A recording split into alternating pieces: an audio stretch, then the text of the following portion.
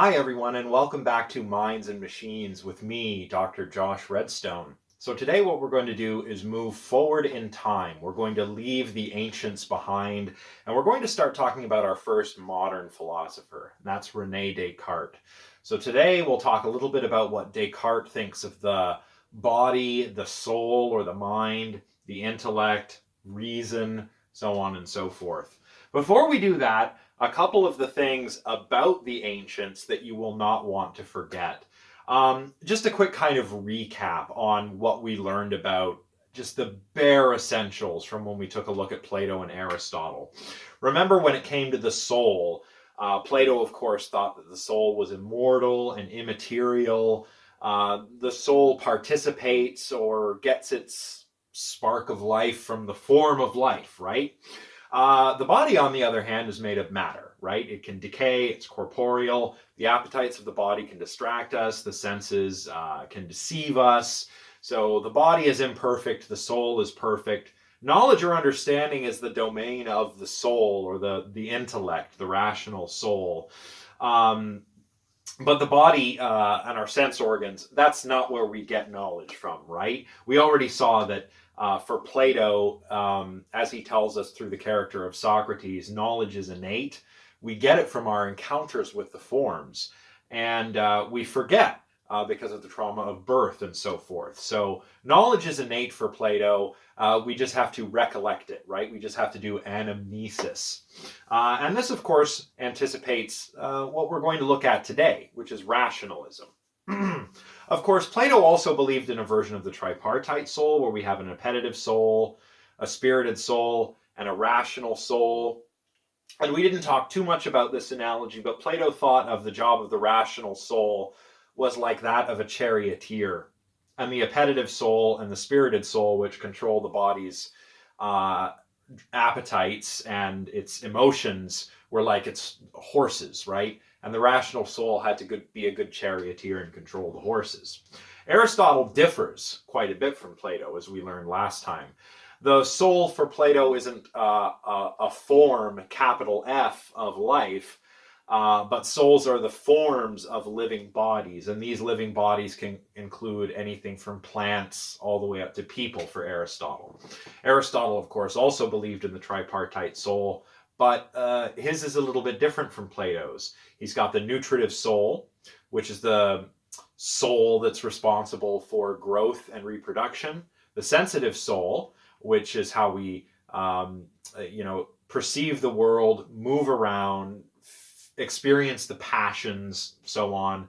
And then we have the rational soul, which is where the intellect is. And we talked a little bit about the active or agent intellect and the passive or possible intellect, as well as Aristotle's introduction of this mind as an unscribed tablet sort of metaphor, which is a thing you'll see again in John Locke's empiricism later on in the middle period. So Aristotle not only did that, he also argued that knowledge comes from the senses and from using our reason, but that the senses don't deceive us. And in this way, Aristotle anticipates empiricism. And in the modern period, this rationalism versus empiricism debate would be kind of the big debate of that period, really, right up until Immanuel Kant comes along.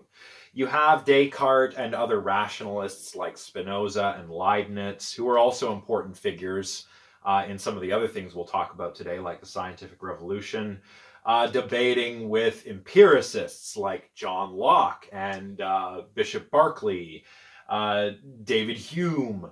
It wasn't until Kant came along and tried to synthesize or unify rationalism and empiricism that this debate would kind of go away, and it hasn't really even gone away since Kant. But perhaps that's something we should talk about when we talk about some of the 20th century thinkers that we'll look at in this class. In any case, today we've got to begin talking about Rene Descartes, who was born in 1596. And we're going to pay particular attention to parts of his Meditations on First Philosophy, which he published in 1641. So, Who was Rene Descartes? Well, Descartes is called the father of modern philosophy. He was born in France. In fact, the town where he was born, well, I can't remember the name, but I do know that it has since been renamed Descartes. So there you go. Descartes actually worked for most of his life in the Netherlands. This afforded him a little bit more freedom to pursue the work he wanted to do. And also, he had previously served in the army, in the Prince of Orange's army in the Netherlands. And this is actually where he got interested in science and mathematics. But before that, he was educated during his teen years at a Jesuit college. What is a Jesuit college? Well, the Jesuits are like a Catholic intellectual order, right? Kind of like philosopher priests, if you like, right? Descartes studied theology during his teen years, and then when he went to university, he would move on to study law. And later, when he was serving in the army under the Prince of Orange, he then became interested in math, science, basically what we would have called natural philosophy. Natural philosophy is, of course, nowadays the kind of thing we call science, right? And Descartes died rather young. He died in 1650 at the age of 53 from what was believed to have been pneumonia. He was serving briefly as the philosophy tutor for Queen Christina of Sweden. And these two didn't like one another.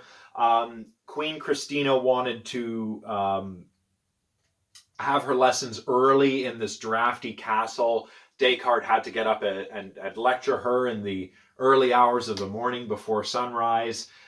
He didn't like doing that, and she disliked what he was teaching her.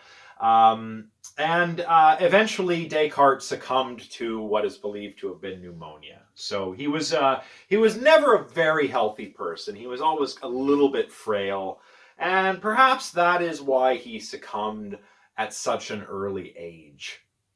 So as I mentioned, today we've got to talk about the meditations on first philosophy, because there are a lot of important ideas that we find here that are pertinent not only to the history of Western philosophy, but also to the subject matter in this class. You know, the nature of the mind. Is it a soul? Is it a machine? What about the whole human being? Is the human being like a machine? These are the kinds of questions that were interesting to Descartes and his contemporaries. And a lot of the important ideas we find in Descartes' meditations are still talked about today. We're going to learn about mind-body dualism, which we've already touched on. Plato, as we saw, has a kind of mind-body dualism, and so does Descartes. Descartes actually introduces a kind of substance dualism, where he talks of two different kinds of substances that exist. One substance is, of course, matter, and the other is soul or mind, right? By introducing this, he introduces a couple of other problems, though, some philosophical problems, and these are all still talked about today. He introduced the mind-body problem, a problem of knowing other minds, or a worry about what's called solipsism, the belief that only your own mind exists and you can be skeptical about the existence of other minds. And we're going to just start looking into this stuff today. We'll probably take up these problems with a proper treatment next time, but we'll start to get a feel for some of the ideas that I've just mentioned.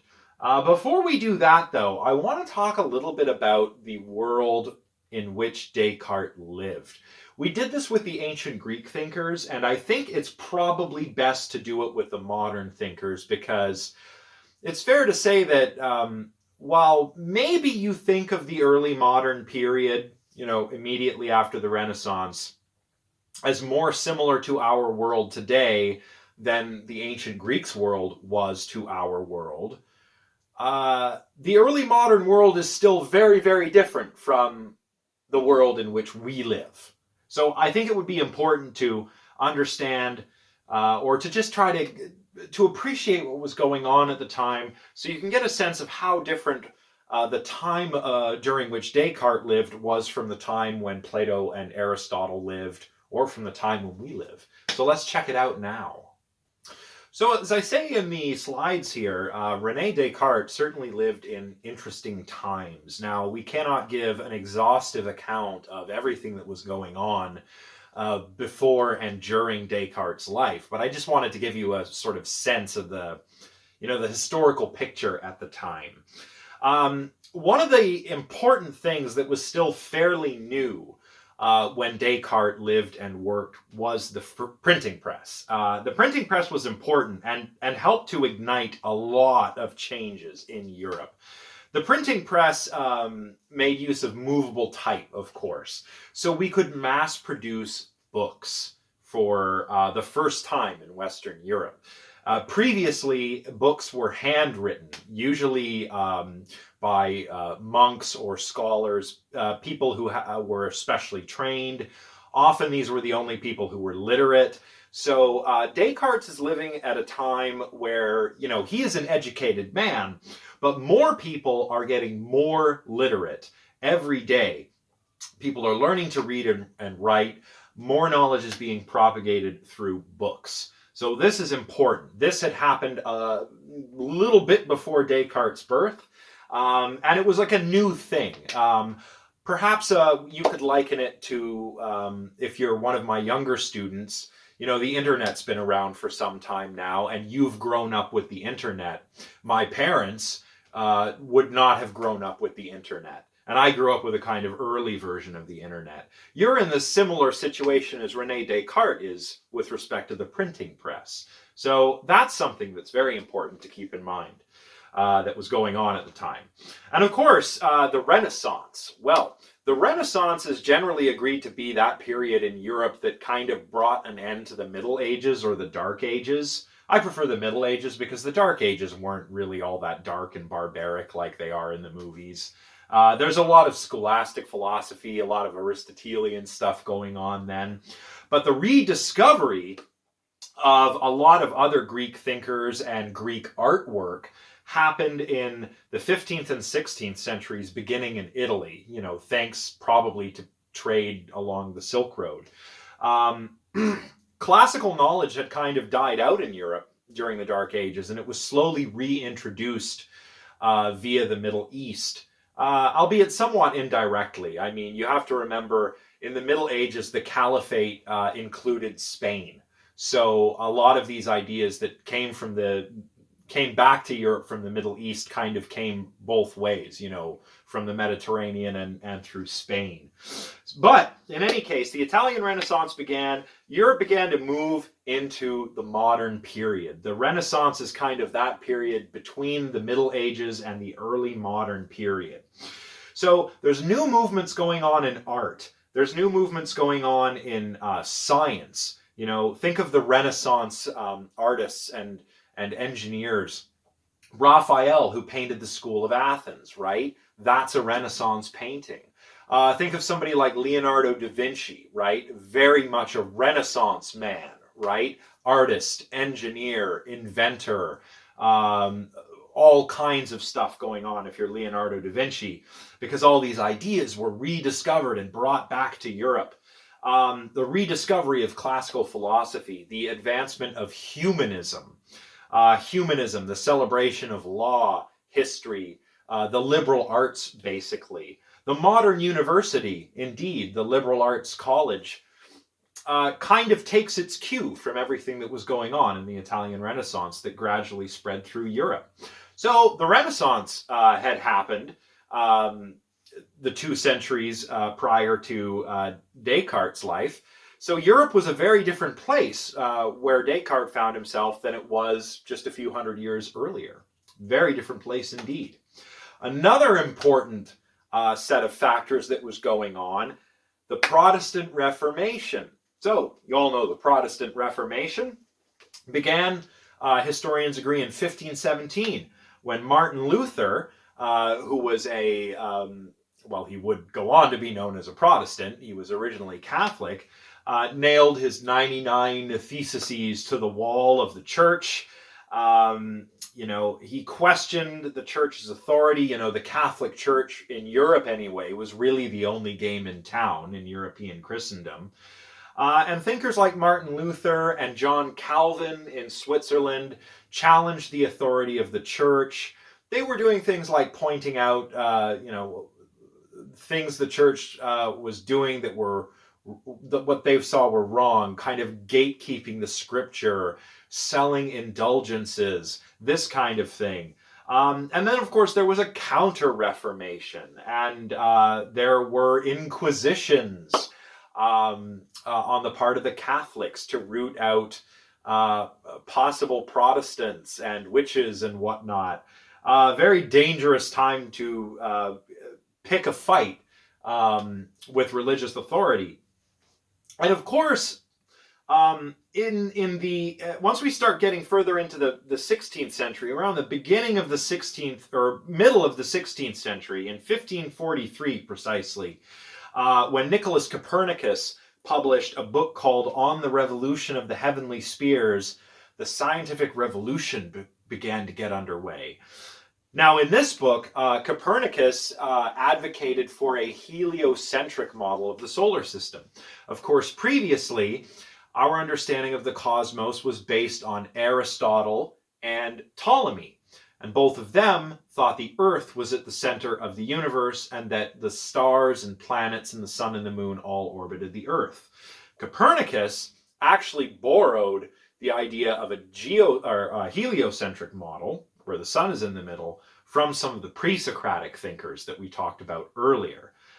So that's very interesting, right? Lots of knowledge is getting rediscovered. Copernicus reads that some of these ancient thinkers had imagined that perhaps the Earth might go around the sun, and that the Earth is not at the center of the cosmos.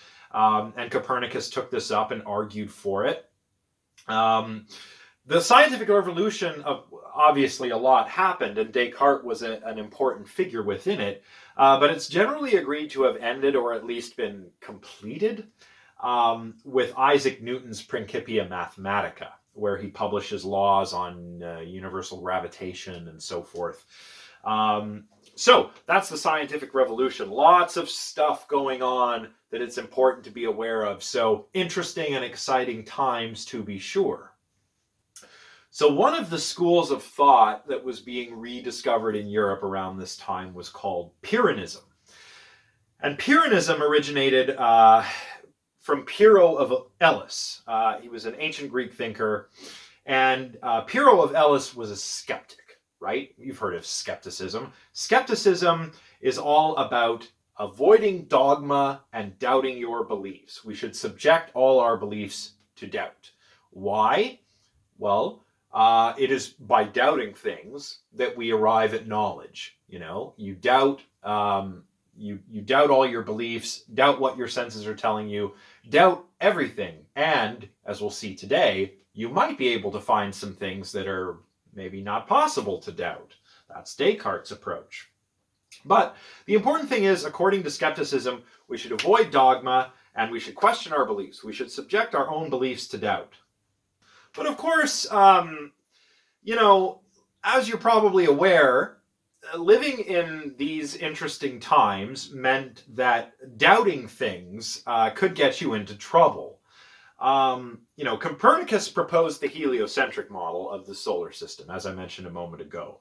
Copernicus says the Earth is not at the center of the universe. The sun is what sits at the center, and the Earth orbits around the sun. But people thought he was nuts. Martin Luther, the earlier mentioned leader of the Protestant Reformation, thought that Copernicus was just off his rocker, talking about the Earth orbiting the sun. Thought he was just nuts.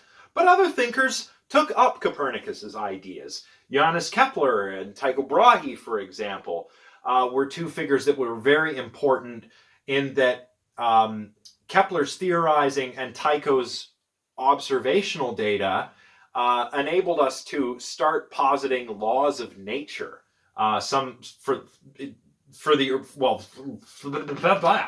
This was really a new thing, right?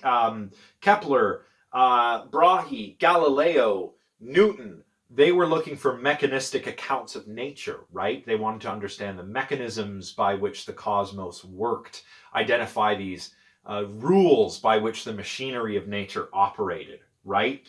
So thanks to Copernicus, we have Kepler and Brahe, and thanks to them, we have Galileo and we have Newton. When Newton said, "If I see far, it's because I stand on the shoulders of giants," it was all these figures he was talking about. But of course, you could get in trouble for questioning the traditional wisdom. The Catholic Church endorsed the Aristotelian view of the cosmos, where the Earth is at the center and all of the stars are on this celestial sphere, and the sun orbits the Earth as well as all of the other planets. The Catholic Church endorsed that model, and when it was questioned, you'd get into some trouble if you made too much noise about it. For example, Giordano Bruno, he was a monk who argued for the Copernican model, and he even went further than Copernicus did. He said that the universe was not just this limited crystal sphere, it was infinite. And he thought there were other worlds, and he thought that life might have existed on those other worlds. What happened to him?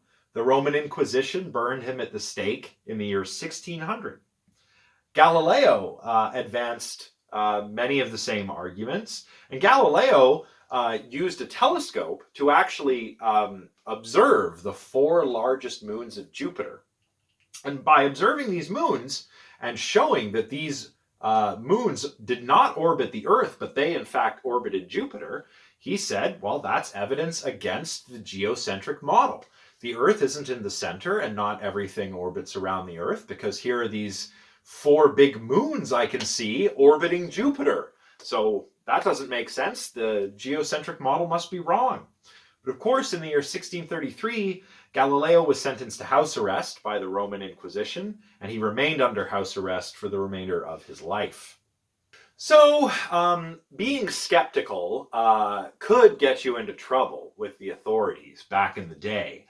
Now, Descartes, as I mentioned earlier, employs his own kind of skeptical methodology in the Meditations. We call this methodological skepticism. He systematically or methodologically doubts all of his beliefs in the Meditations.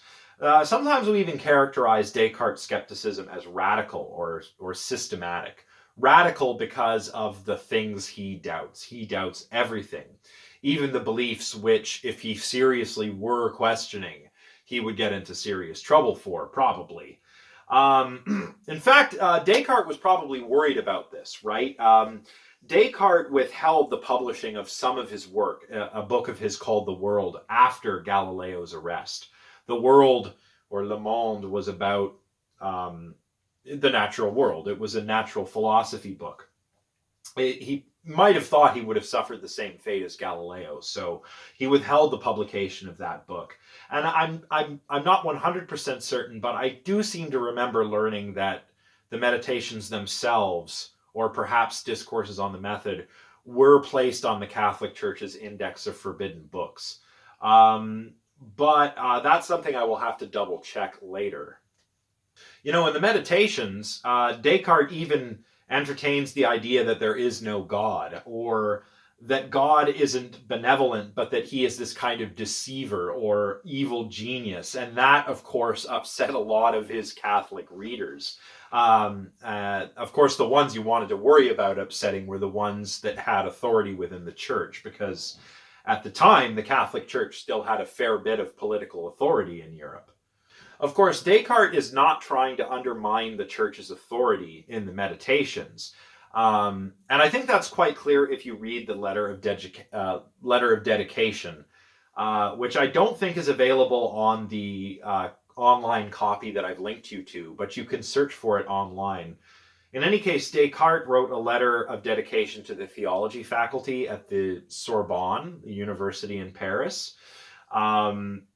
And I think that was an attempt to kind of show that he's not out to make trouble.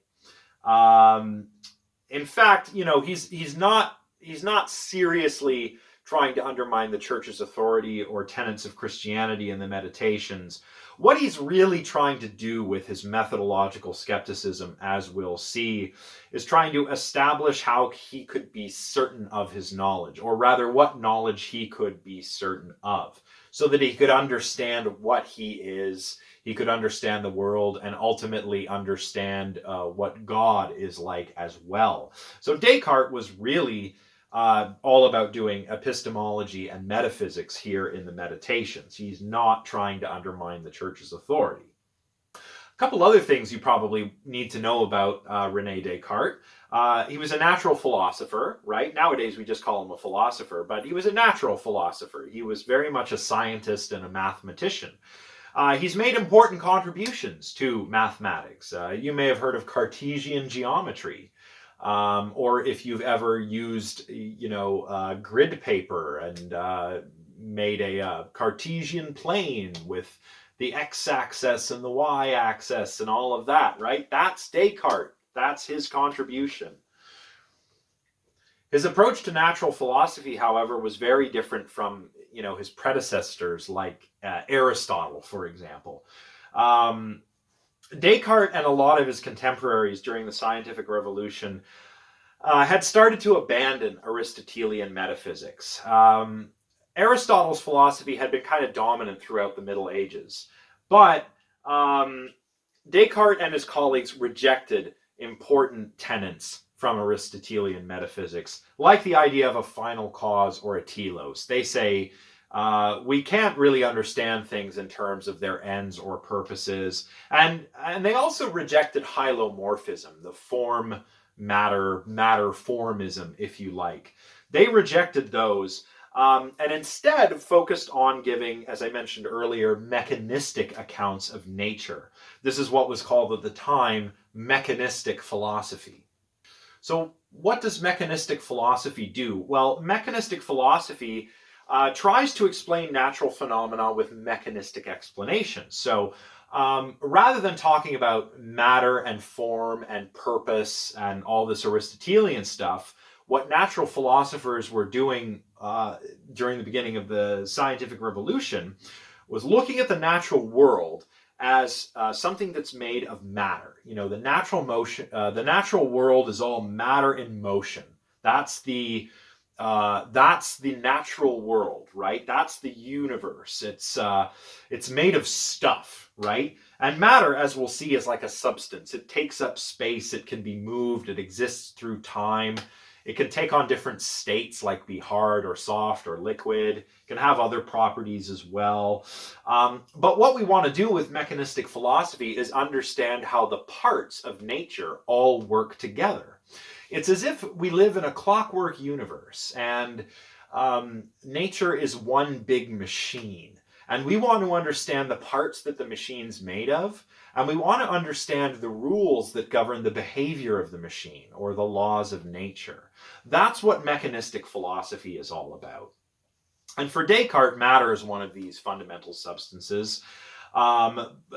He also posits another substance, which, without getting ahead of myself, is mind or soul, thinking substance. But we're going to talk about that later on. And in this view of nature, this kind of clockwork universe where we could apply mechanistic philosophy, Descartes was influenced by some of his earlier predecessors. We're talking Bacon and Occam and things like that, or people like that. And we're also talking about an influence of automata, which were kind of a newfangled bit of technology in Europe at that time. Automatons, or automata, the proper way to say it plurally, are like an early version of a robot, right? And this informed thinking about the universe and life quite a bit. The universe was like a clockwork mechanism. Animals, Descartes thought, were like mere automatons. They were just machines without souls. The human body is also like a machine for Descartes, but we have a soul, this thinking substance as well. So that is, I think, all I need to tell you about Descartes' life, what his deal is. For the remainder of the lecture, I would like to pay close attention to some passages from the first and second meditations. And the first meditation is really all about the systemic doubt or methodological doubt, and we see Descartes demolishing all his beliefs.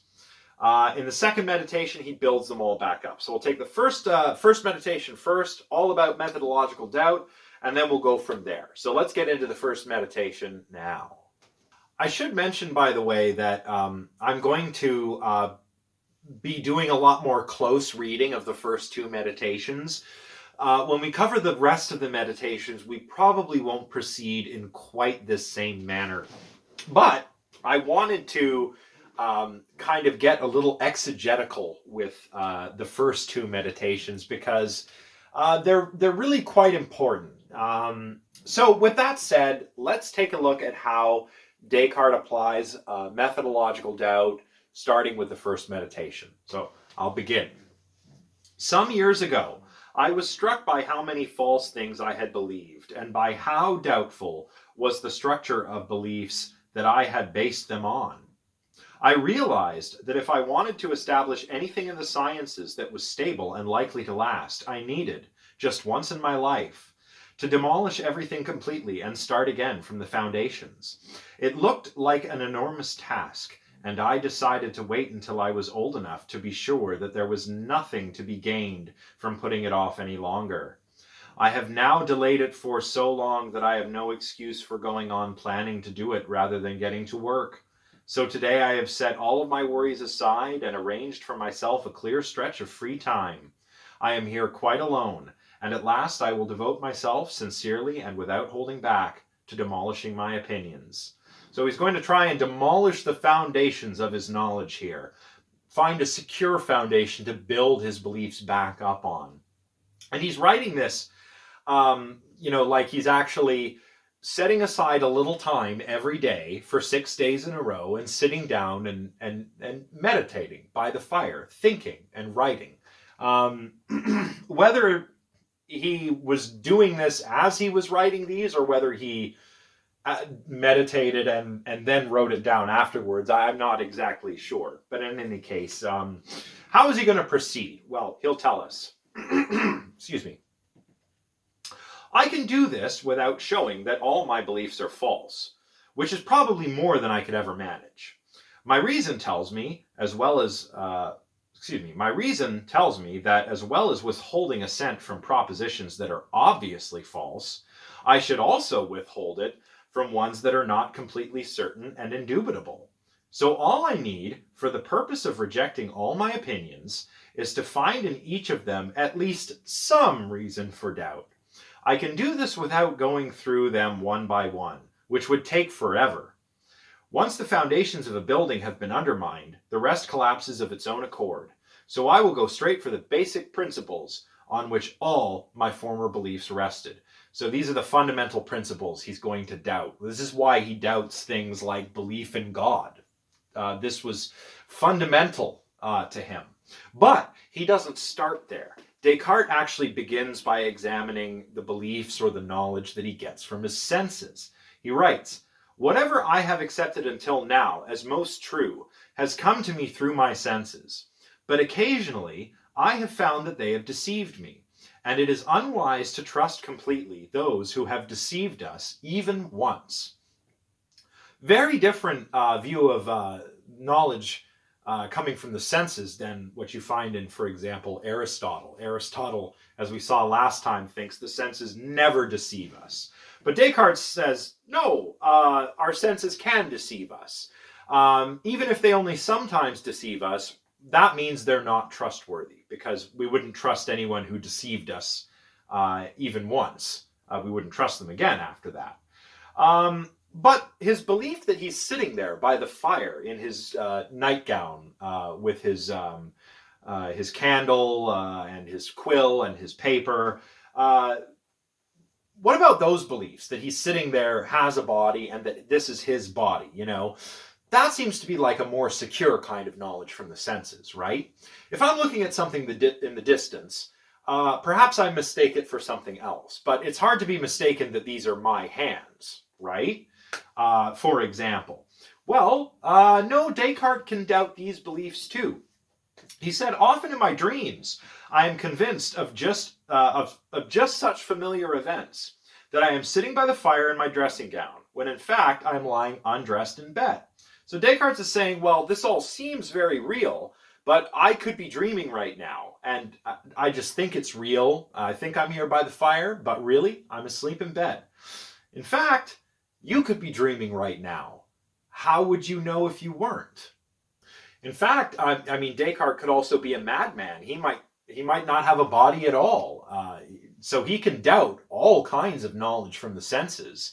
And he can also doubt things from the imagination, right? The imagination takes things and can put them together, and it can take things we think are real and make unreal things out of them, like a winged horse, right? You can imagine a winged horse, but there are no winged horses. You've just taken a horse and imagined some wings onto it, right? And this is kind of how the imagination works, right? In any case, Descartes continues. What else is he going to doubt? Let's find out. There is no denying, he says, that certain even simpler and more universal kinds of things are real.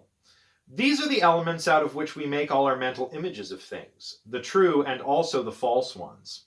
These simpler and more universal kinds include body and extension, the shape of extended things, their quantity, size and number, the places things can be in, the time through which they can last, and so on. So it seems reasonable to conclude that physics, astronomy, medicine, and all other sciences dealing with things that have complex structures are doubtful, while arithmetic, geometry, and other studies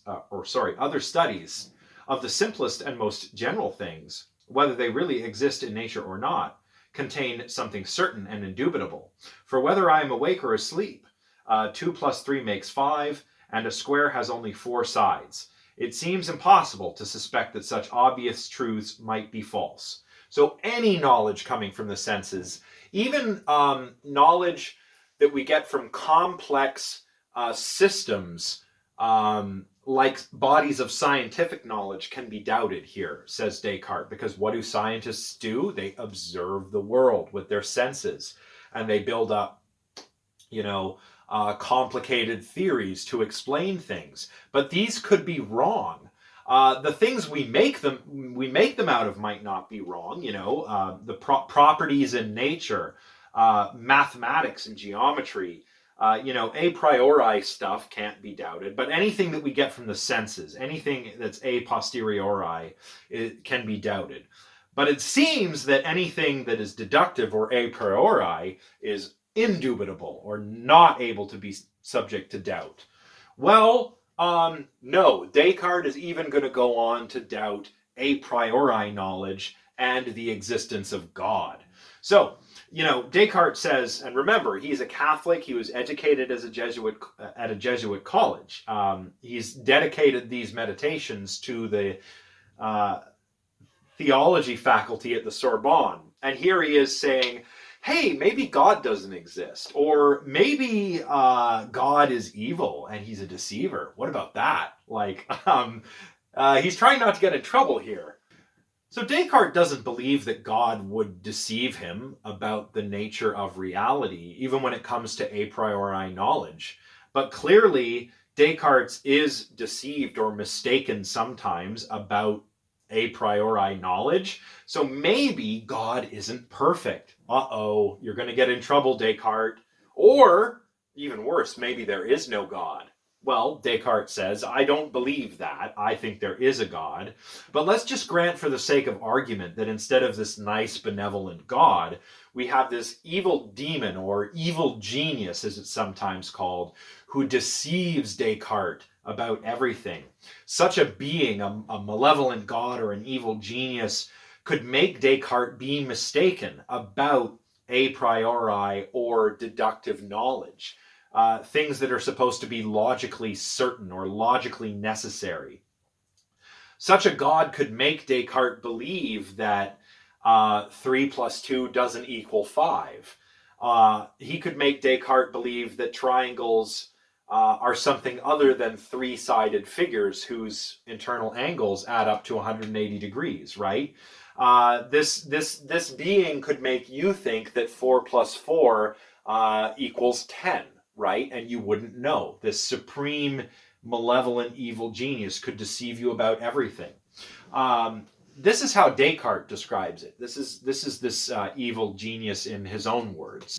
So Descartes writes toward the end of the first meditation, "So I shall suppose that some malicious, powerful, cunning demon has done all he can to deceive me, rather than this being done by God, who is supremely good and the source of truth. I shall think that the sky, the air, the earth, colors, shapes, sounds, and all extended things are merely dreams that the demon has contrived as traps for my judgment. I shall consider myself as having no hands or eyes, or flesh or blood or senses, but as having falsely believed that I had all these things.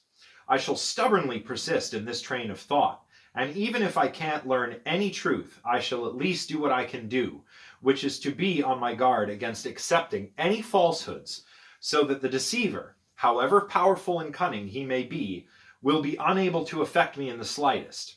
This will be hard work, though, and a kind of laziness pulls me back into my old ways. Like a prisoner who dreams that he is free, starts to suspect that it is merely a dream, and wants to go on dreaming rather than waking up, so I am content to slide back into my old opinions. I fear being shaken out of them, because I am afraid that my peaceful sleep may be followed by hard labor when I wake, and that I shall have to struggle not in the light, but in the imprisoning darkness of the problems I have raised." And so Rene Descartes ends his first meditation. So Descartes finished his first meditation, and he feels a bit like a prisoner who is dreaming that he's free, but really is in prison and doesn't want to wake up. For those of you that took a look at the Allegory of the Cave by Plato, an optional reading that I made available, I would like to draw my attention, I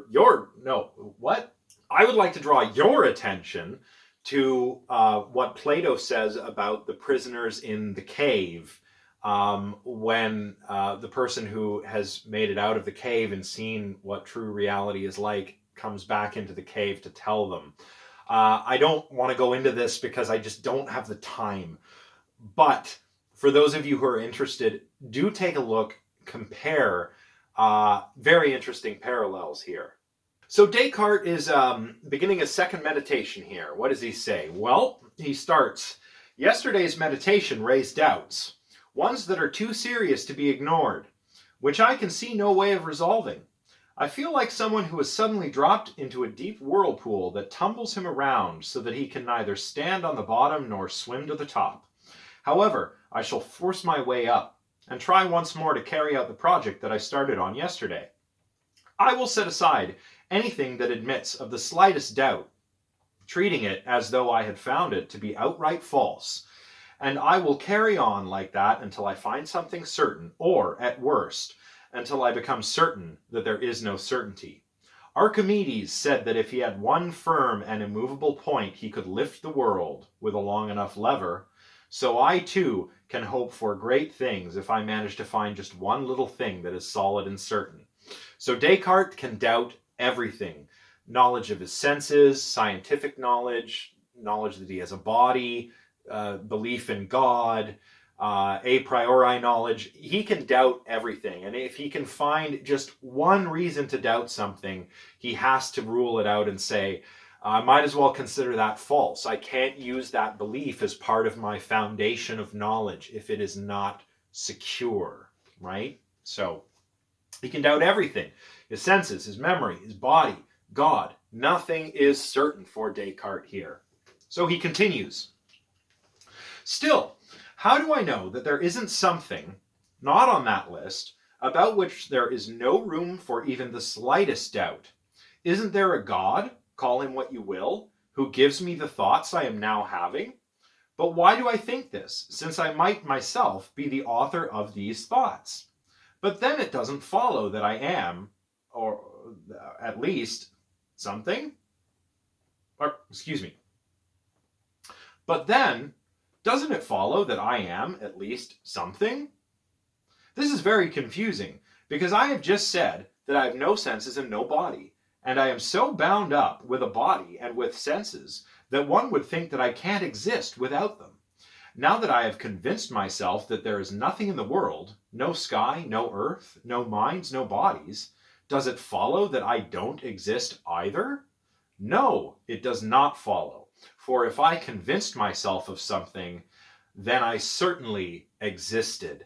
And this brings us to probably one of the most famous passages in modern philosophy, and indeed all of Western philosophy. Descartes writes, "But there is a supremely powerful and cunning deceiver who deliberately deceives me all of the time.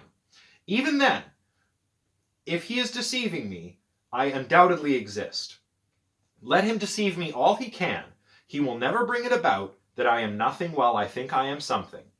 So after thoroughly thinking the matter through, I conclude that this proposition, I am, I exist, must be true whenever I assert it or think it." Descartes can doubt everything. Descartes can he's being deceived by some evil demon. But if he's doubting everything or being deceived by this malevolent evil genius, he still exists. If he is being deceived, there must be someone who is being deceived. If he is doubting everything, there must be someone doing the doubting. There's an existing subject, an I, doing the doubting. And this is often given in Latin as cogito ergo sum, or in French, because Descartes published the Meditations in Latin, but earlier his discourses on the method were published in French, and that contains a lot of the same ideas as the Meditation, is je pense, donc je suis. I think, therefore I am. So Descartes has found his epistemological foundation, a secure foundation to build up his knowledge. So even if all of his senses are deceiving him, and he's doubting all his beliefs, that he has a body, so on, or if there's some evil genius deceiving him, there has to exist somebody doing the doubting or someone being deceived. So as long as Descartes is thinking, doubting, affirming, the one thing he can be certain of is that he exists. That is what I think, therefore I am means. That Descartes can think, doubt, affirm, meditate, whatever. That he can do all of that. That he is a self, an I, an ego in Latin, who can do all of that, means that the one thing that is certain, even if he doubts everything else or if he's deceived about everything else, is that he exists. But who's this I, right? Who's this ego? That's where Descartes goes next. He's not going to say, oh, I'm a man. What is a man? It's a rational animal, blah, blah, blah. He's not going to go down that rabbit hole because he would have to keep defining all of these terms as he goes. Rather, he says his fundamental beliefs about what he is, what this ego is that he is a body, which is made of matter, has arms and legs and eyes and whatnot, and a soul, which is immaterial and which thinks. The soul is where the intellect is, or where the mind is for Descartes. And Descartes sees the soul as something like, something kind of airy or ethereal. He describes it like ether or like air, and it controls the body, which is like a machine of nature, or a machine made by God, a kind of clockwork mechanism like an automaton. Indeed, Descartes thought that animals, as I mentioned earlier, were mere automata. But bodies can move around, they've got senses, they're made of matter, this extended substance. Matter for Descartes is res extensa, extended substance. It takes up space. It exists through time, so on and so forth, right? The body has, it's made of matter, res extensa, but the soul is something different. The soul is thinking substance, res cogitans. And it's like the body is a machine that the soul controls. I mentioned this last time, but the 20th century philosopher Gilbert Ryle who would actually go on to be Daniel Dennett's PhD supervisor, if I'm not mistaken, characterized Descartes' mind-body dualism here as the dogma of the ghost in the machine. The body is the machine, the ghost is the soul, the thinking substance. Ghost, by the way, is cognate with Geist in German, which can mean ghost or spirit or mind. So just something interesting to think about there. But Descartes, he keeps on doubting here. He keeps applying his methodological doubt. He's found something certain, and he's got these beliefs about his body. His body's made of matter. It's extended in space. His mind is what thinks. His mind is his soul. But when it comes to everything else, we've still got this worry about this deceiver, this malevolent demon, right? So what can we say with certainty about this I, or ego, that thinks, since we still have this evil genius worry? Well, Descartes says, "But now that I am supposing there is a supremely powerful and malicious deceiver who has set out to trick me in every way he can, now what shall I say that I am? Can I now claim to have any of the features that I used to think belong to a body? When I think about them really carefully, I find that they are all open to doubt. I shan't waste time by showing this about each of them separately. Now, what about the features that I attributed to the soul, nutrition or movement? Since now I am pretending that I don't have a body, these are mere fictions. Sense perception? One needs a body in order to perceive, and besides, when dreaming, I have seemed to perceive through the senses many things that I later realized I had not perceived in that way. Thinking? At last I have discovered it. Thought. This is the one thing that can't be separated from me. I am. I exist. That is certain. But for how long? For as long as I am thinking. But perhaps no longer than that, for it might be that if I stopped thinking, I would stop existing. And I have to treat the possibility as though it were actual, because my present policy is to reject everything that isn't necessarily true. Strictly speaking, then, I am simply a thing that thinks, a mind, or intelligence, or intellect, or reason, these being words whose meaning I have only just come to know. Still, I am a real existing thing. What kind of thing? I have just answered that. A thinking thing. So that's what the I, or ego, is. That is what Descartes is, a thinking thing. Res cogitans. So a couple of more things about the ego. Descartes separates the intellect from sensation and imagination, right? The senses, Descartes has argued, can deceive us, and we can use the imagination in ways that might be potentially misleading as well. But it's the same I, or ego, who does all of these things, that imagines, senses, thinks, doubts, and so on, right? That's why Descartes says, well, then, what am I? A thing that thinks. What is that? A thing that doubts, understands, affirms, denies, wants, refuses, and also imagines and senses. Okay, cool. What about bodies, though? Descartes has spent a lot of time talking about the I, or the ego, the thing that thinks, or the res cogitans.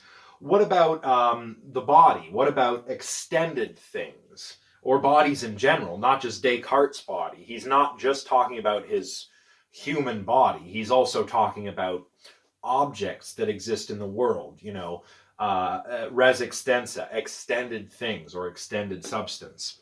So Descartes asks, all this is starting to give me a better understanding of what I am, but I still can't help thinking that bodies, of which I form mental images and which the senses investigate, are much more clearly known to me than is this puzzling I that can't be pictured in the imagination.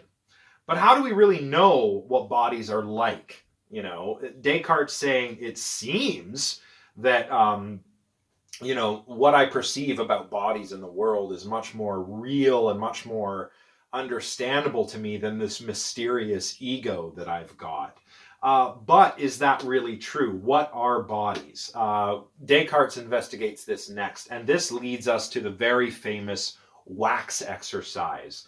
So Descartes has a piece of wax with him by the fireplace, and he's going to use it to do a little demonstration to get to the bottom of what bodies are. So he says, let us consider the things that people ordinarily think when they understand best of all, namely the bodies that we touch and see. I don't mean bodies in general, for our general thoughts are apt to be confused. But one particular body, this piece of wax, for example, it has just been taken from the honeycomb. It still tastes of honey and has the scent of the flowers from which the honey was gathered. Its color, shape, and size are plain to see. It is hard, cold, and can be handled easily. If you rap it with your knuckle, it makes a sound. In short, it has everything that seems to be needed for a body to be known perfectly clearly.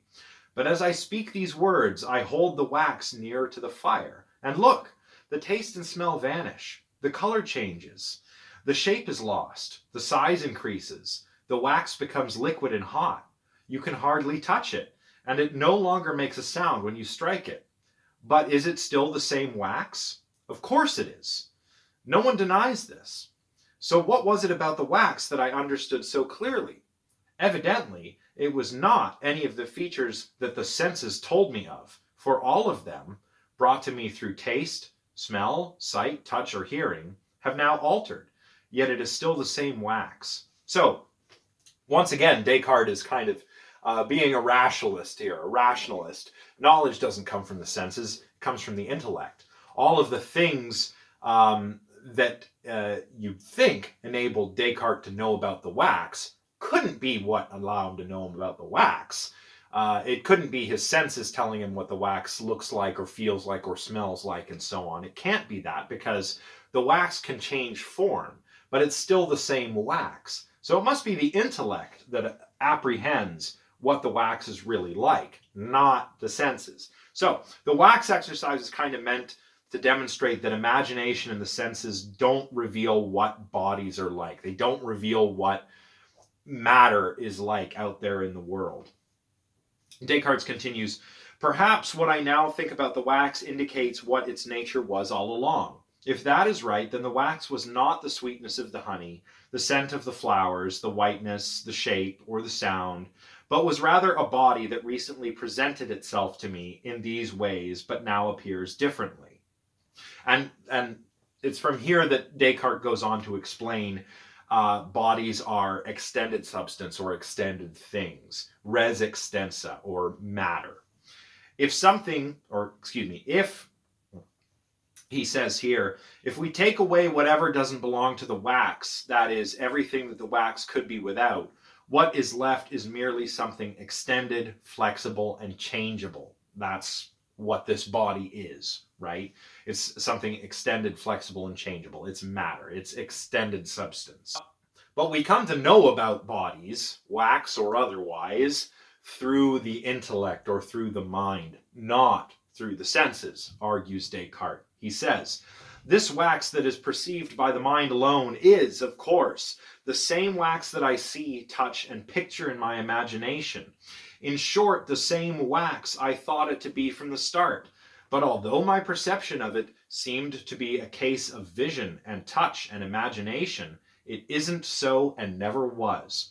Rather, it is purely a perception by the mind alone, formerly an imperfect and confused one, but now clear and distinct, because I am now concentrating carefully on what the wax consists in.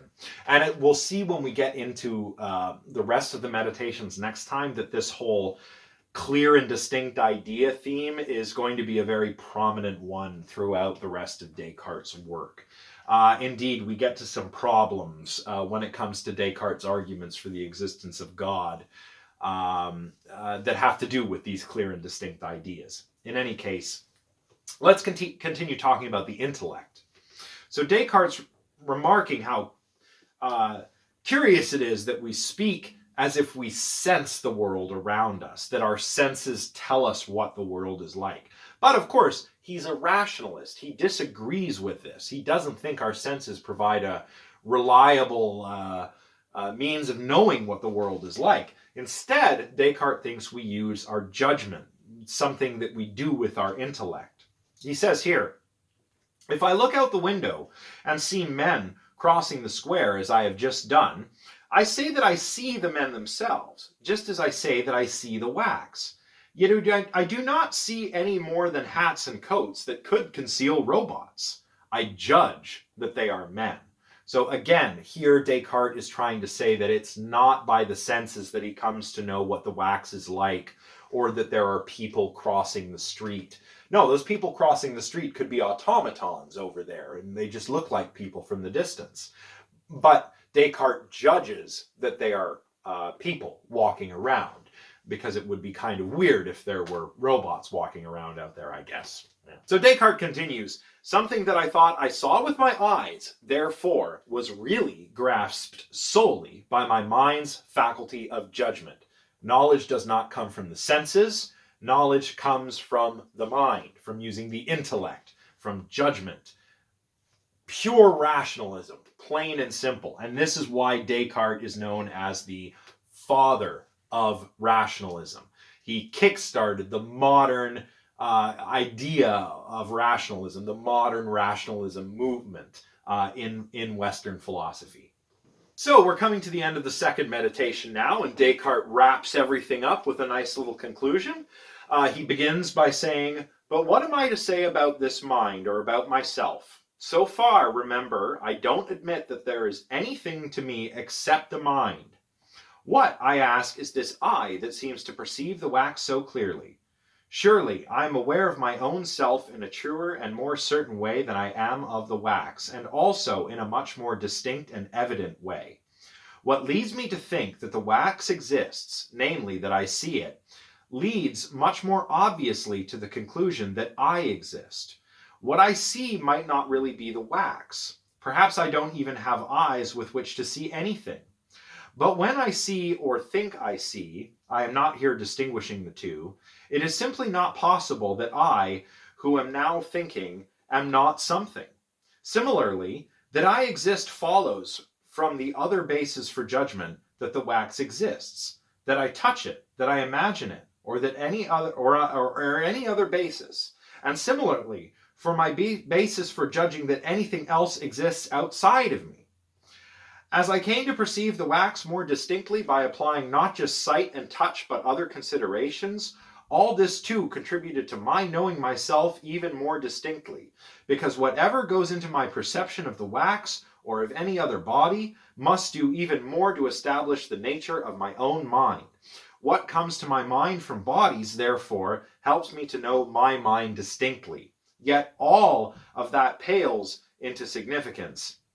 Into insignificance, excuse me. It is hardly worth mentioning when compared with what my mind contains within itself that enables me to know it distinctly. All right, very good. And he now finally wraps things up by saying, I now know that even bodies are perceived not by the senses or by imagination, but by the intellect alone. Not through their being touched or seen, but through their being understood. And this helps me to understand that I can perceive my own mind more easily and clearly than I can anything else. So, great. What has Descartes done here? Well, he's used methodological skepticism or doubt to question all his beliefs. Anything that he has even the slightest reason to doubt, he does so. He doubts his senses, that he has a body. He could be dreaming. He could be deceived by an evil genius. But even if all of this is going on, if there's someone being deceived or doing the doubting, somebody must exist. Cogito, ergo sum. I think, therefore I am. That's what that means. And of course, we saw Descartes' substance dualism here, which is a lot like Plato's. Bodies are made of matter, extended substance. They're extended things. The soul is immaterial and immortal. It is a thinking thing. So that's substance dualism. Res extensa, bodies, res cogitans, soul or mind. And judgment, imagination, sensation all take place within the soul, but it's this thinking part of the soul that is really the seed of who Descartes is and the source of knowledge, so he argues. So knowledge, of course, comes from the intellect, not the senses. Typical rationalism. All right, everybody, that's it for today. And boy, we've really tried to cram a lot of knowledge in this lecture. We've talked about the time period before Descartes was born and during which he lived, which is the early modern period. We talked a little bit about some of his contemporaries, what their lives were like at the time, a little bit of information about Descartes' approach to philosophy. You know, he was a rationalist, the father of European rationalism in the modern tradition. He was a mechanistic philosopher, a natural philosopher, and he uses methodological skepticism or methodological doubt to do his epistemology, to establish certain foundations for his knowledge. Once he's done that, he can do his metaphysics and work out what stuff exists and what that stuff is like. And for Descartes, that stuff or substance is, on the one hand, matter, and on the other, mind or soul. Oh, of course, we also had a little bit of recap of the ancient stuff. Not that I needed to do that. I mean, I've been kind of going on like a broken record about the ancients, but I don't know, it's good to have recaps, so there you go. Now, next time we're going to examine the remainder of the meditations. You can read 3 to 6 if you like. I recommend you skim them and perhaps pay particular attention to Meditations 3 and Meditations 6.